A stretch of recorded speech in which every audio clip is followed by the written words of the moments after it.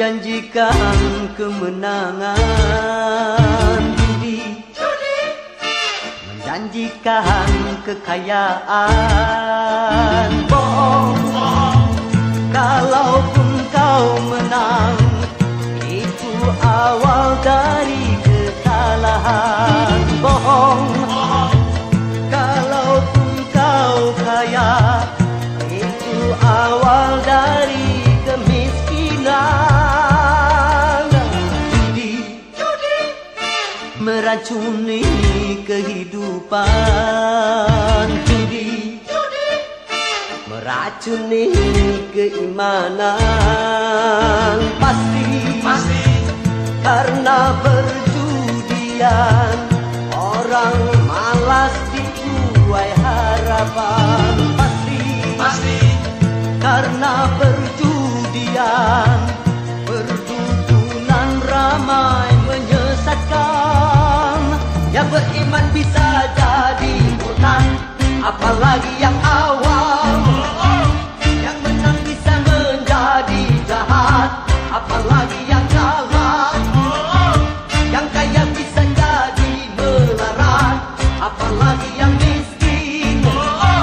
Yang senang bisa jadi sengsara, apalagi yang susah.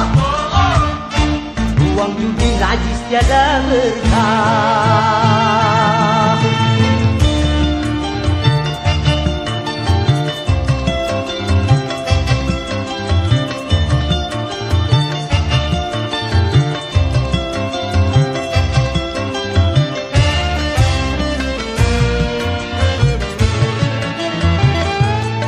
Uang yang pas-pasan, karuan buat makan. Itu cara sehat untuk bisa bertahan. Uang yang pas-pasan, karuan ditabungkan. Itu cara sehat untuk jadi hartawan. Apapun nama dan bentuk judi, semuanya perbuatan keji. Apapun nama dan bentuk judi, jangan dilakukan dan jauhi.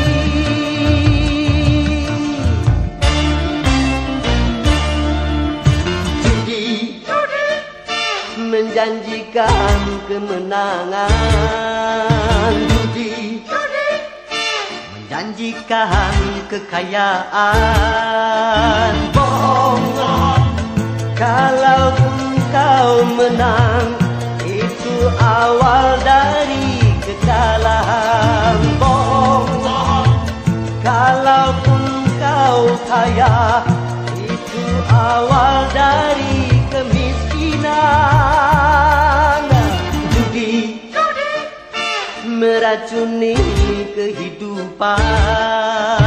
Judi meracuni keimanan.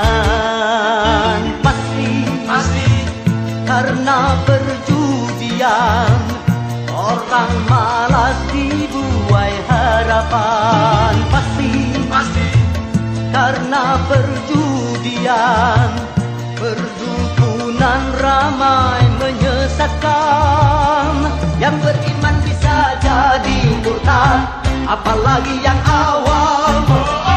Yang menang bisa menjadi jahat, apalagi yang kalah. Yang kaya bisa jadi melarat, apalagi yang miskin. Yang senang bisa jadi sengsara, apalagi yang susah. Uang judi najis tiada berkah.